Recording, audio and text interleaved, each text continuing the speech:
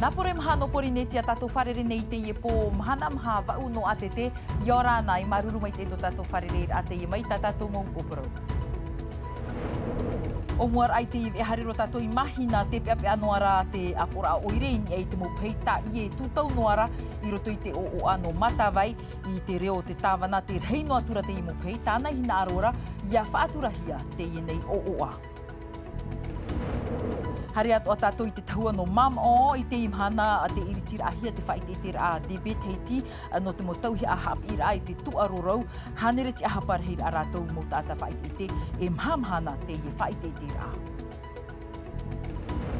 Te te atu a hoho ana tātou no te i pō te proia no hei warau te arui a taumateiti tōna ruhir ai te apira ai a riro mai oia e paruru i te whenua nei. E no te whahopera i tātou te prau no te ie e heiwa tuaronui no te horu e kauli vasta ua whaar i popohia to tātou hoa, to tātou aito mai te hoe ari i raituru i te tahua no pari i te whenua wharangi.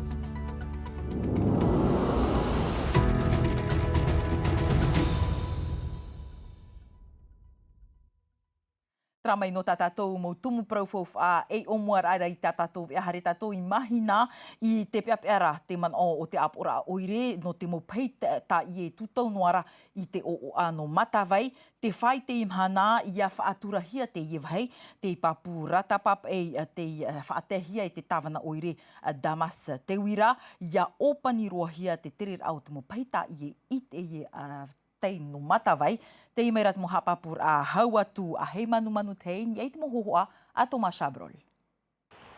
I mahina teirotu te apor a oirei te man on a, te tumu te reino atura te mo pahita i e tūtaura i roto i te o a no matawa. Tamato e pepe anei te imhana, te uanaro no te i na mo pahita i e me hare no me mitera, a te rato te o e hata mo whaararai whaarahia te pia toroa te whenua, nā rato i tia au ne te parau no te wharira te moiati. Ar ea no te mo pahita i e aita te man o he tūra. I nai te reo te pariti teni, i roto i te mo whaatau av iwi e i te matarua hi ai. Donc parler de bateaux ventouses. E parau i hoia e mo pahitūtau e mea hapairoa te rei au te teimai, tei te waho te mo pahita i e. Ar e rutu i te mo oa no te hoa ia taimi poto. E tia e vai hono. Les accueillir correctement, ce serait bien plus agréable. Wa tēro te man o te oirei te whaatei te hoa e rata papai, e rata no te opanira i te mo pahita i e whaia maorora, i rutu i te ooa no matawa.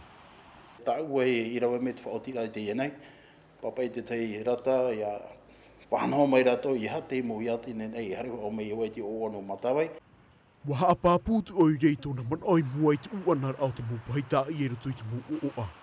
Te whaaturar ai te wāhina rutu i te whaahupar ai te mo rāw e atoa, o tāna i ai maura no te maitai o tuir atira.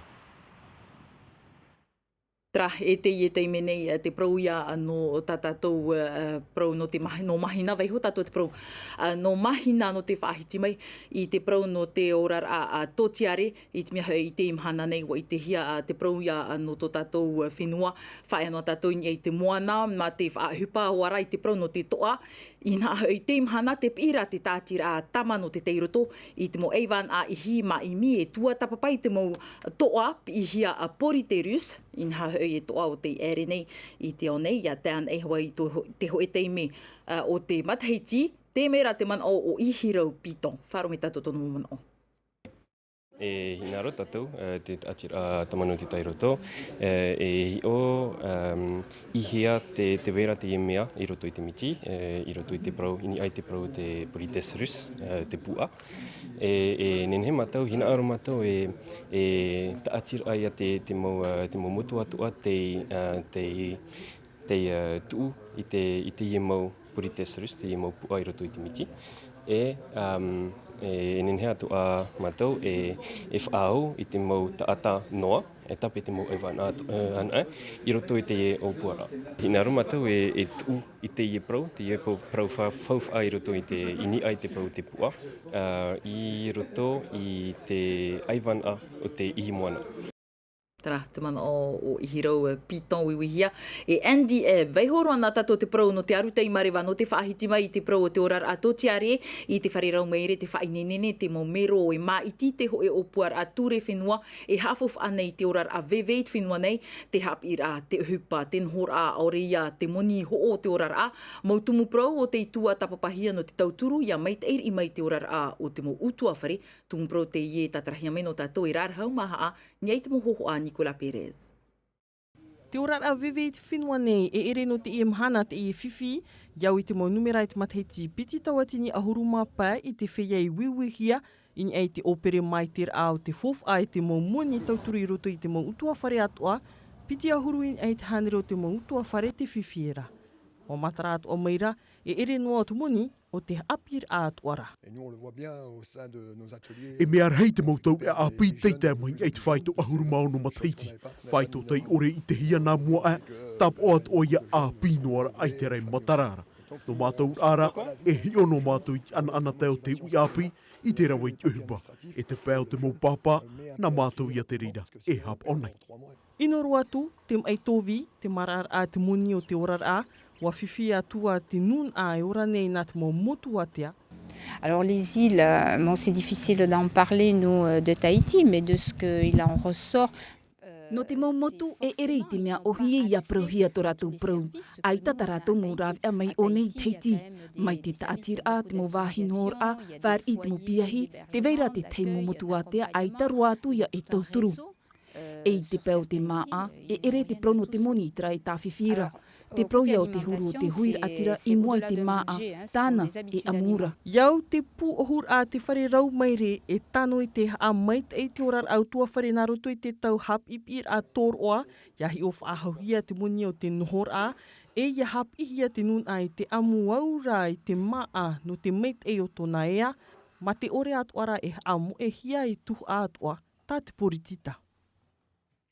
Trai te pēo te orar a tōtiare tape atu o mai tātou te ie opuar a whae ar au hupa o te utuhia i te teie te Newrest, iau te pū, te aupupu CSTP whao, wa tupu te mo e tau i a i roto pui te amiteira au te mo aupupu, e te whaaterir au te teie te, e riro rai te piriatura rātou i te ho e prau whaaura o te riro i te tūri mahia Ananhei. Ararai te teipa, te pū Tahiti Sûreté South Pacific Security, te tamo noara te whae ar hupai reira, wa wharereina te mau pupu i te ipepe, wa whaatei mehia te rurura, i roto pū i te mau aupupu paruru e te tia whaatere, e wa haamata api whaahau te ie wharereira ai te hora maha nei, ai tātoa te prau o te moni tahinu, ahuru matoru ave, 13 mois e awharo nei. Ho mā whahiti mai nā tātou te prau no te hapir a ira ia te ahuara mai te omuar au te i hepe tō mā, te i roto te mo oire i te whainenir ai te amatara a hapir a, i te i po roto noa tātou i te ututura a mā no uturoa, taumhana no ai toi nei hou te hapir a titau hia te morawe hupa, e tā mā e whaanhoi, ai nei ne no te whaar i te motamari, Jessica Duce, tō mātou te wharerero atu i aratou i uturoa. Tamaf anho apapa tomhana te morawe uhupa i te haara no te whainini i te wahi, hou i te mhahanere mo piahi e tia i hia no te tomor ahapir ai uturua. On est prêt pour la rentrée. Wai nei te mato no te tomor ahapir a no te mei te whar i nei mato i te maa i por uhia e i te hop ahi petoma e whauti a mato i te tama i te mo whare tama ar a no veitahe ap oiti e o tahina. Tout ce qui va être cantine et les cuisines annexes. Waf anho hoa te ahia te tapura maa te mautamari i o nei te haafuwhaahia nei te maa rau mai te whaahupar ai te mau maa tumu o te whenua nei. Durant les vacances de juillet, nous avons... I te whawhaiar a haapir anu tiurei wa whiruri mātou i te tapura maa a te mautamari ei te moror a e pahepe toma ua an ohia te mau maa hotu e tupu no te whenua nei, te a e te i o rau e whaohipa mātou te maa no o mai te whaapua te oire. La commune nous fournit. E no te mea hoi ua tap o hia o uturua i roto i te whanhor a oire no te ea, i hin aro atu ai te apor a oire e iriti te i whanhor a i roto i tāna mō wharehapir a no te i matheti i hap i hia te i mō piahi nahia e whatupu i te maa natura.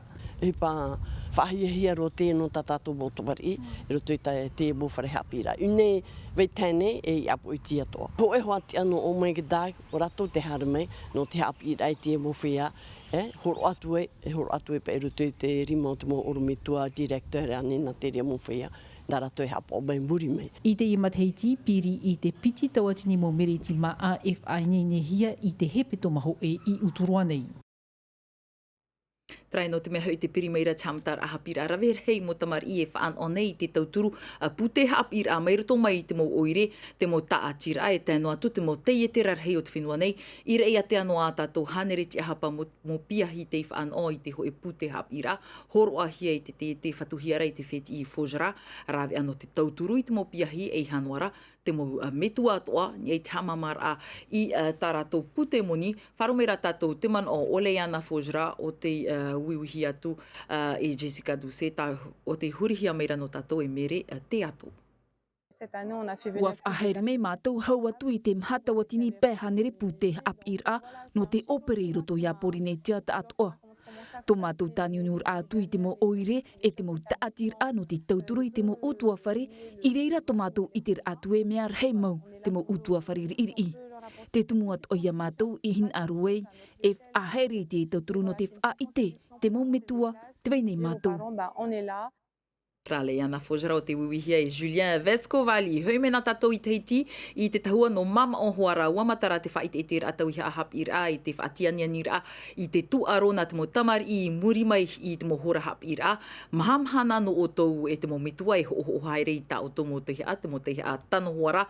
No ta o to mo tamari ma ta I hora e Lord Philibert te mo hapapura.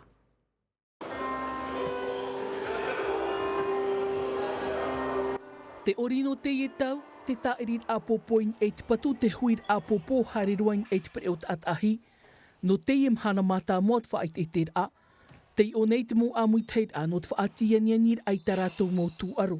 O hatupu mato e pēt ora taheira no te mo ui api, trai whaito mateti maha harutu e oru matoru mateti, e hatupu mato te au e mu, whaotira tā rato horora, trai a te onora te tataura, e whina pepro nei no rato no ho te ui api. Mai te mea te pirimaira te amatar a haapir a, ho e tuha ar hei o te ie whait I te a, te ingi ei te mau tawiha a haapir a, te pute, te ahu, te mau am a haapir a toa rao te mau reo e. Te vea tora te prono te paruru rato e tātātu mo te mari. Mea me whauwharo to te mateti. I roto te hapira, I roto to e pro no tuera a te whare I te whanora me te prono te paruru a ia. O roi e te mo tarifa tā rato ia I whanau me tarifa hehi e ro pro tātou I roto no hotara I mamhana. I hope tara whai te tera tātou e hui me hua tara tarifa te matohi a. Hānere te haparahit a whia whait e te ho o tawiha a te amui mai. No te mautu aro I te mhana ho e. Piri te onor heid a mautu aro. E whaite I te hia. I mua I te maumanihini. Trahe ia mai te tamatara hapira o tātou mo tamari I te hoho ana tātou ho mai te ipo. Te prau ia no hei warau tei aru I. A tau mateiti tōna ruhir ai tapir ai a riro mai o ia ai paruru I te whenua nei. I te imhana, ua manu ia mai te reira. Ua horeo o ia I mua I tāwā o tā mere te ato o e mamatu I whare reiro atuahi o mai.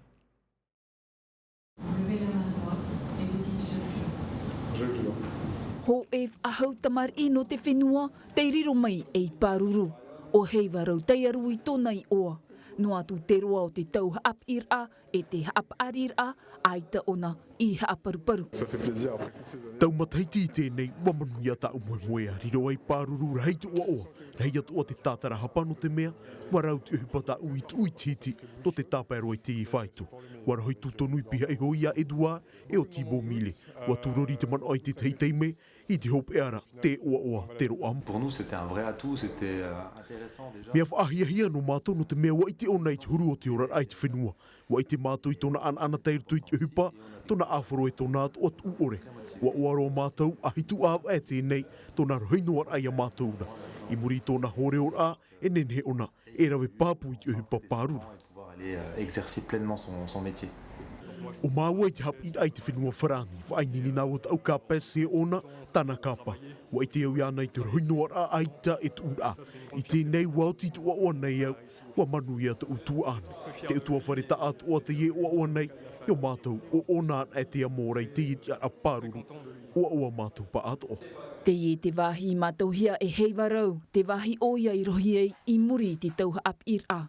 Te imhana e te amai o ia I mua I te awa, e I mua I te taata, e I pāruru. Me au nā u te ture no te mautaiete, te rarai porinitia e ti atu mātou I te mautuha atoa. Te ture e hupa e te ture atiau, me at a e te mautuha. Ti tahui e haapi, hapau tūtut I te imi atoa, e marara. I te me, e whaaya mai o ia I te whenua no te pāruru I tō tātou mō taata. I muri, e wheruri ei e rohi nā te ara nei, aurera, aita. Rai te te atu au te mo hore or ana tātou mai tōna manuiar ai te heiwatu aro nui I te pau te horue, po tō te teime ta autor no kaulivas tua whaaru I te whenua nei no te rewa atu I te whenua frani, te tair atu I pari, tau atini taata te whaar I atu I ana e tāna wheti a auro, roto I te whea whaar I tō mātou ia hua pap e a Julien Panafiu ahi o mai. I tōna tair atu I te whenua wharani, ai tau kaulivas I ite, e ahat o hipa I whaine nehia mai nōna. Rahi te ata I tia I mairat aito, rahi atua te mo pap I ea no te ratio, te awhata te ata, e te mo ea pap ai. Je viens d'arriver, j'avoue que no tēnu mai dawa, ai te o I te e ahat au tāpura o hipa no te imhana. Et il paraît que c'est beaucoup de gens qui ont suivi ça. Je sais que c'était très tôt le matin ici. Et voilà, je vois dans leur visage que je suis heureux et que je pense que c'est ce qui me permet de réaliser le plus de l'ampleur de cette victoire. C'est pas juste une victoire pour moi, c'est vraiment une victoire pour tout le monde, pour la France, pour Tahiti. Donc voilà, c'est incroyable ce moment. Ai te haamariraut a, I te tahua Club France, nahu arhei te tapapa mai. Te hei, te huro, te himene, te ori atua no te whaatir a iana. E aha hoi e ore ai, a tei nei whetia auro no te horue, a mauhia mai ai e te pupu wharani.